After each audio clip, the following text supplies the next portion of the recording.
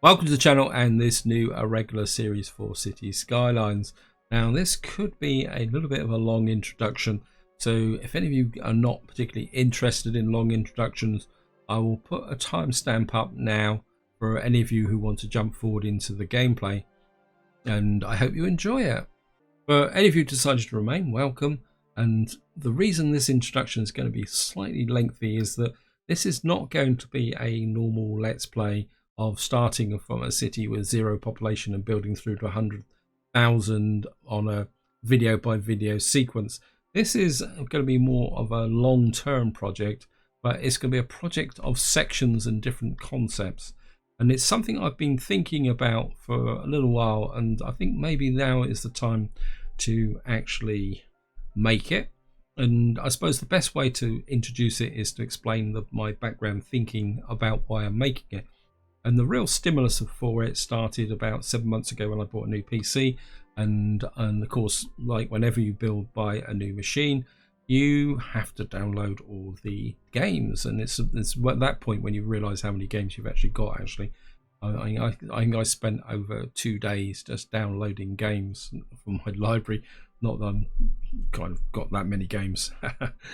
Anyway, as part of that process, when you download Cities Skylines onto a new machine, or if you've downloaded it for the first time, all the unique buildings are reset. And that kind of put a germ of an idea in my head, especially as I'm got a pretty certain that the actual scenarios are also reset, in the sense that some of the unique buildings depend on completing the scenarios. And that got me back to thinking about the scenarios, the fact that I have completed all these scenarios, but I did them when they first came out, especially the disaster scenarios, which are the first scenarios to actually be released. And I'm going to be quite interested to redo these scenarios in the context of all the DLC that's come out since, to see whether they're going to be more difficult or easier, especially island hopping. I mean, this is probably the biggest scenario that you can actually play, and it's quite an interesting one, especially the start and as it goes on. And that is another part of what's driving. And the final part is that on my old machine, I've got a city I built up, which I use for evaluating new DLC, looking at concepts, and even trying out mods. And I don't actually have a city of that size on my machine anymore. And the old city was about 280,000 population. And that's about all the machine could handle.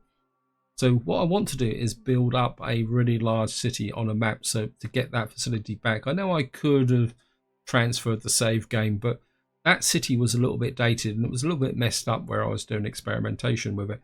So I want to build a new city. So I'm looking at, consider I've got a powerful machine, possibly getting to a population of about 300,000 plus. But that's the long-term goal. But as I've already said, the idea is not to start to 0 and just work towards 300,000. And this is the reason why this is going to be an irregular series, because what I want to do is I'm going to start the city as normal. I'm going to talk about the initial game concepts from the perspective of a new player. I also want to go through unlocking all the unique buildings and talking about how that can be done. So that's going to follow up. Then as the city grows, what we'll do then is start maybe talking about mods, more advanced games concepts, managing traffic, because there's no point me trying to demo, say, the traffic manager mod in a city of, say, 25,000 people. You need a big city to really see the power of the traffic manager mod. So that's another concept. Finally, this is where it's going to get a bit weird and wacky, guys, in the sense that I like the idea of comparing different city building games. And this is the reason why this is going to be an irregular series, because what I'm going to be doing is maybe doing comparison videos between different games, and the game that comes to mind, which will be a second component of this series, but not integrated, if you guys get the feeling for it. And that also applies for the scenarios. If I do any of these scenarios, they will be put off into a separate playlist, so don't expect it's all going to be mixed together. There will be a structure to it, but the actual series will flip-flop backwards and forwards over a period of time. And that will include a crossover to the game that comes out on top at the moment is workers and resources. So what may happen is that there'll be an alteration between City Skylines and worker and resources, and there's a couple of other games in the background. And what I will say, guys, is if you've got any suggestions for, and this is city building games, not strategy games, anything like that, they're in a different category. But if you got any city building, city simulation games that you think that may fit into this model, feel free to chuck it in the comments, and then we'll see if we can integrate this all together.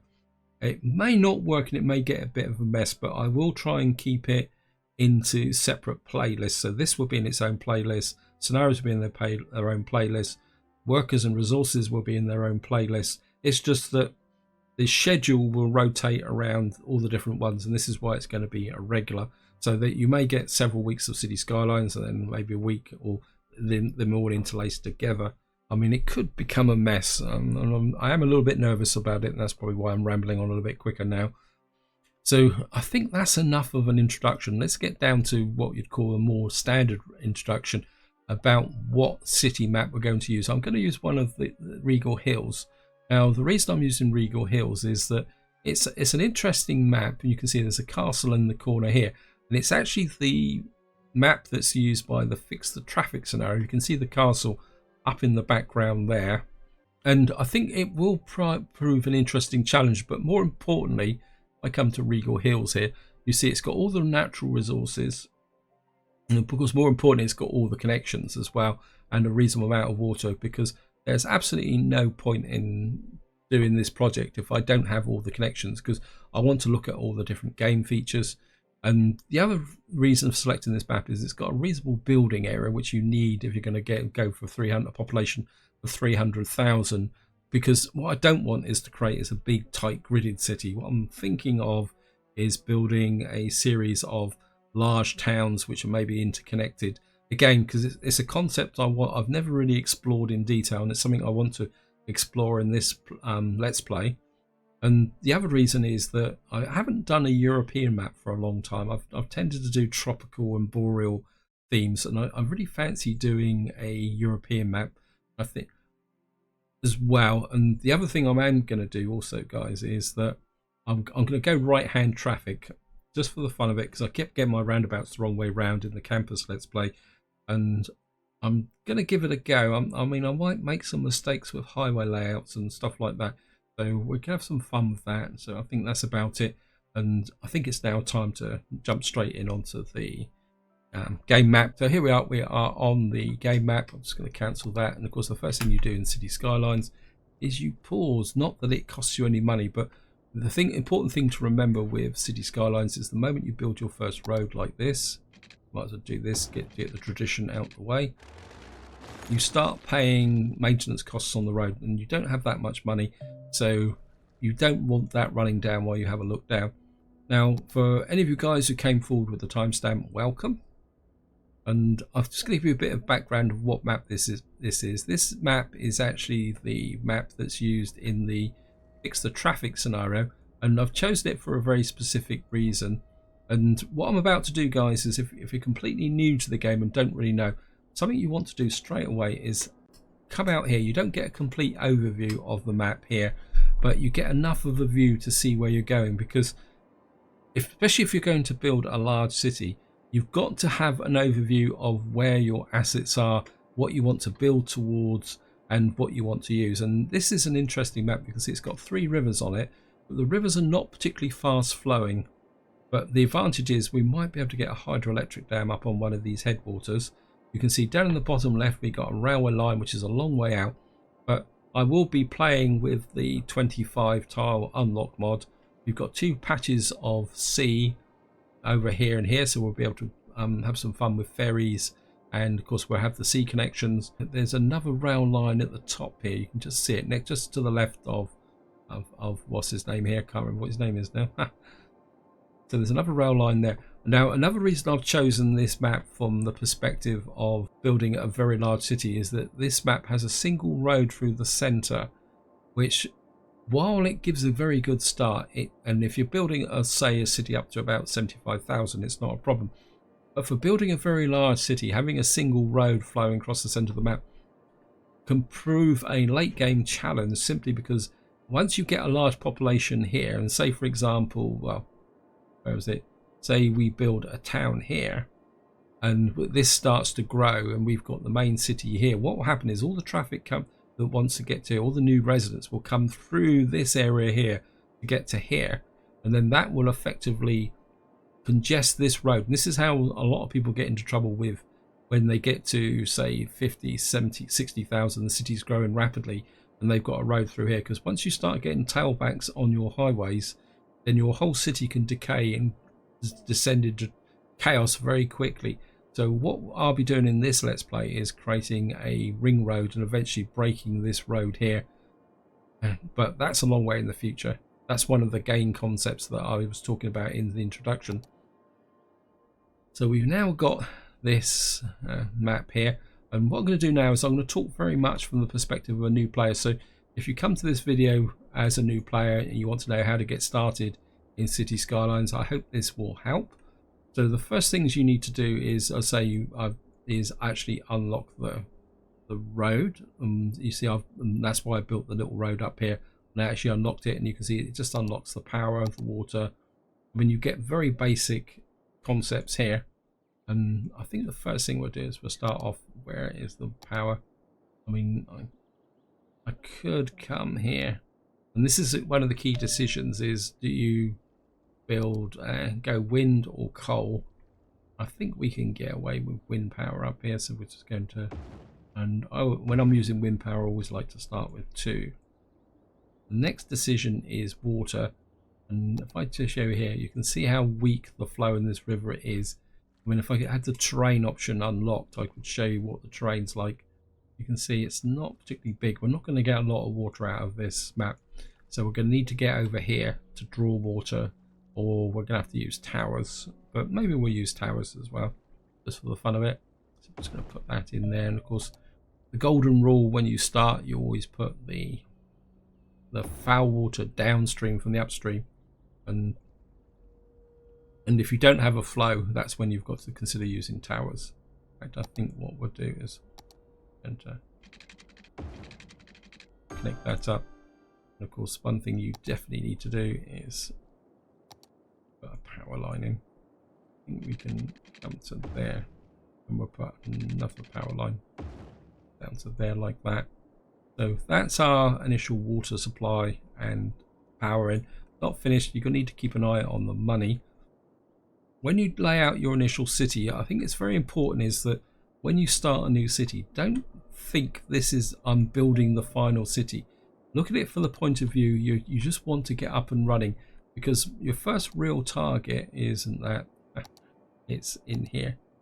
So your first real milestone is a little hamlet which unlocks garbage, but from the perspective of distinct buildings, the first real target is Worthy Village of 950.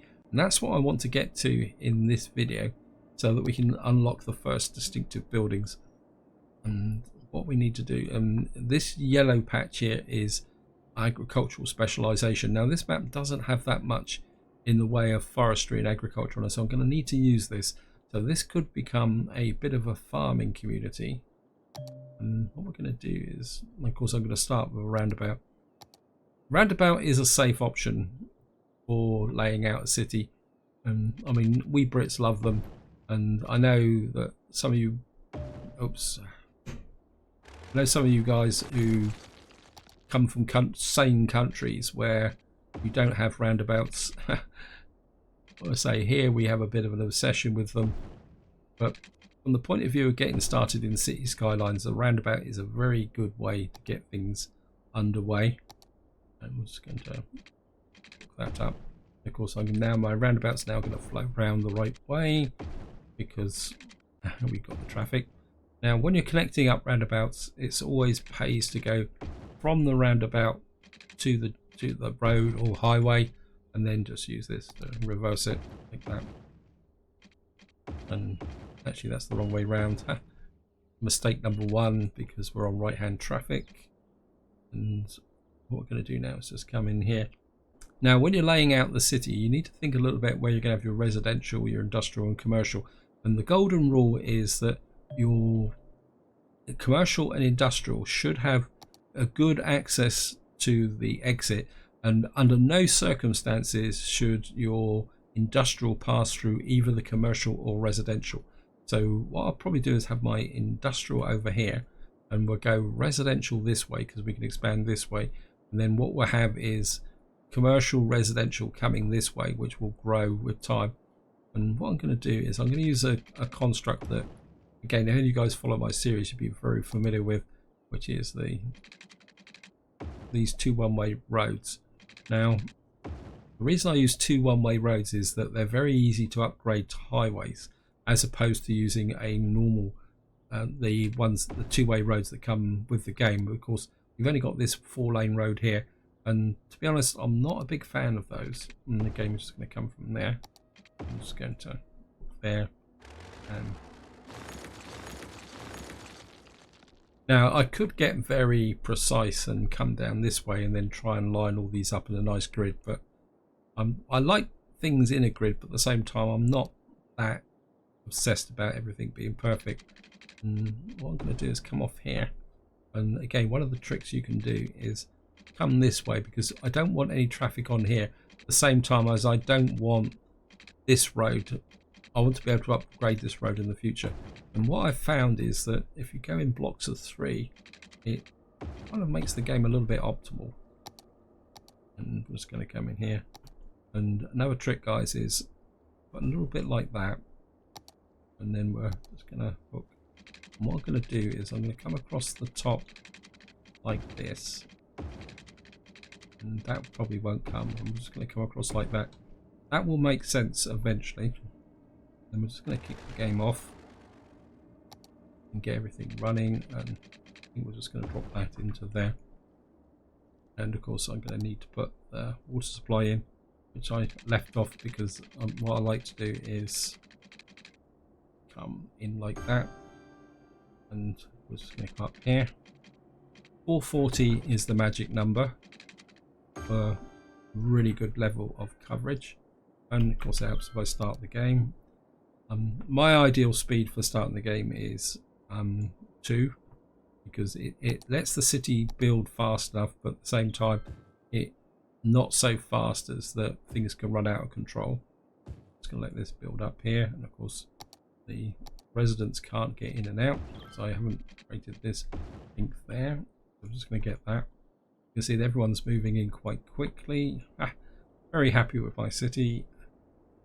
I'm just going to come out this way. And of course the first thing we need to do is get into profit. One thing I've forgotten to do is I'm just going to drop the budget down, because the pump, and what I do is when I do wind turbines, I put up to 100, is it 110%? Just have a quick check. And what you will find is you get an extra megawatt out of each wind turbine. So you can see the residential's still there. And I think what we can do is, now the key factor when you start off a new city is don't panic and take your time, because the game is relatively forgiving. I'll put that there. I'm just going to come down here. I'm just going to hook through like that. See, we've got some commercial coming in now. I'm going to drop that there. And I'm just going to now get industrial on this side. I'm just not on the wrong way on that. This is the opposite to me laying out roundabouts. Is okay. Hey. Change that. I'm just going to hook up the roads into here like that. Just take out these and get here, grab this, and it's gonna, and the game's gonna come 1, 2, 3 like that, and just get in the industrial, And now you can see why I brought the power line over like that.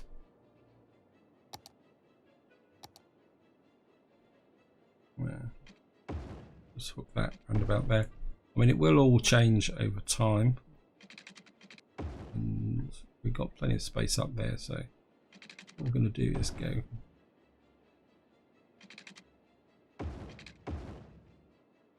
there, and just so we get the maximum benefit, put the commercial there, and of course we've got no water, and just going to hook through like that. And what we're going to do now is just let the city grow, and hopefully we will start to turn a profit. Should be okay. The population's growing quite steadily.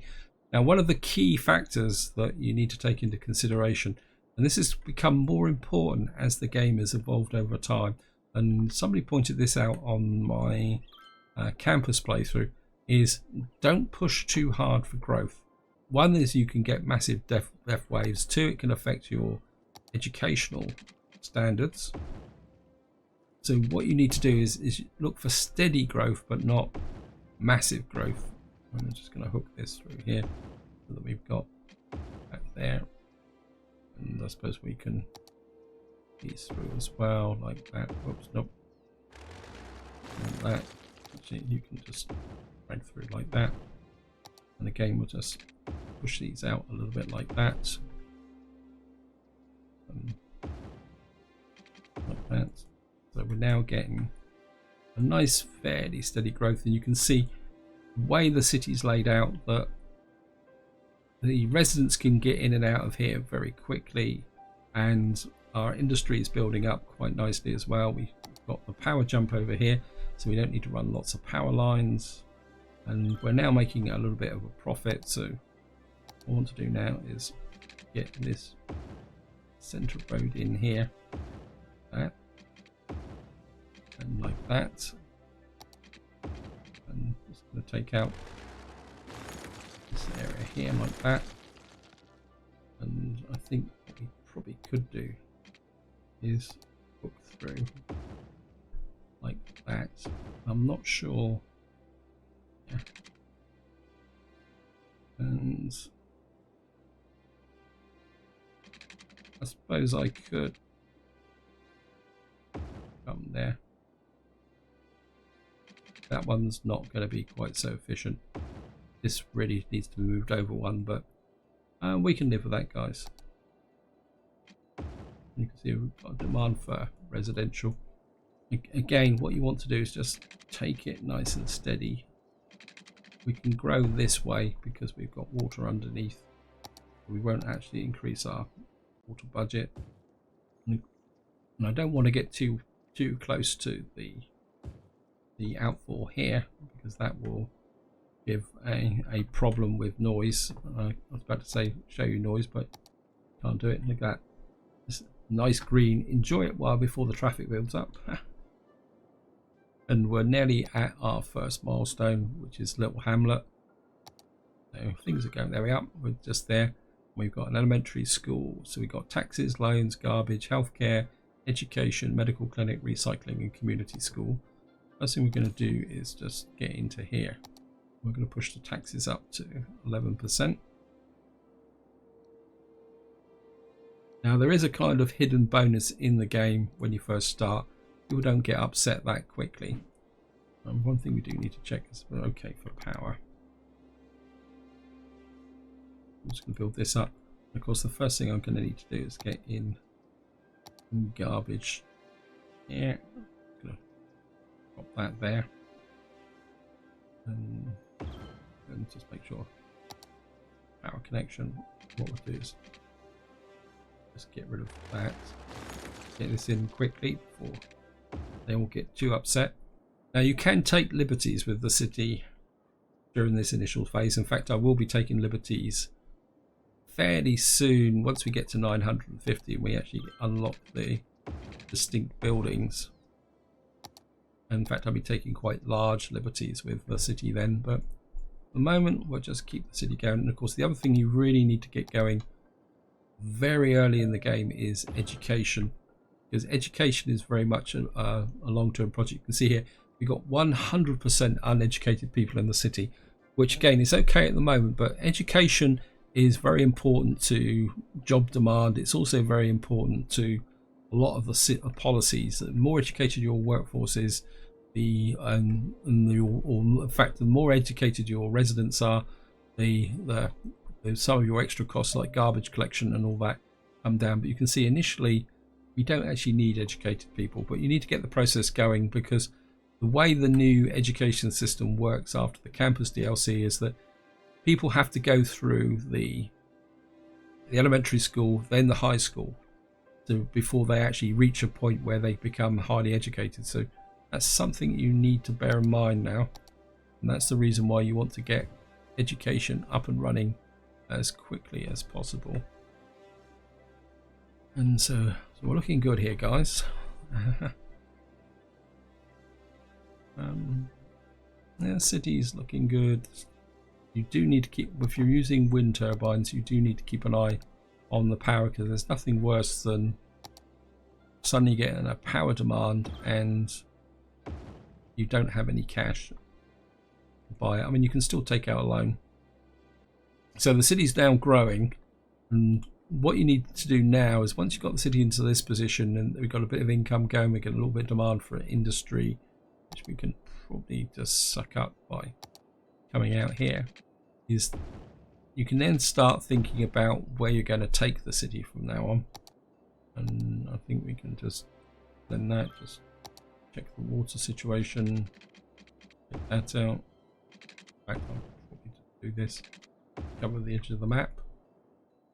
Yeah, because eventually I think what I'll be doing is bringing the commercial down here. In fact, I can start thinking that don't have that much cash though, so we're going to have to be a little bit careful. I think I'm just going to let the city run for a little while. And again, this is something you do need to do from time to time, is just sit back and just enjoy the city. Just let it build up and build up. You see, we're moving towards 950 population. I think we can probably start to sneak this down a little bit here, like that. And I just want to that's 2, so if we come down 1 more. Whoops, that's the 1. I'm just going to come into here. Let's get you past. You can come down to about there. You can come out like that. You can hook in like that.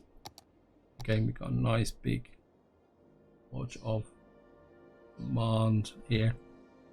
It's going to come down 440 again. Not enough money. Huh. Oh, I'm broke. Aha. Getting a little bit too carried away. Okay, let's just make sure that comes in there. And what we'll do is just drop that down like that.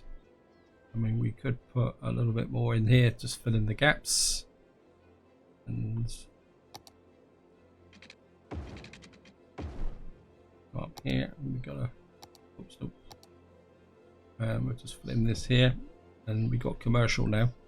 And what I'm going to do is we're going to drop the commercial on this side.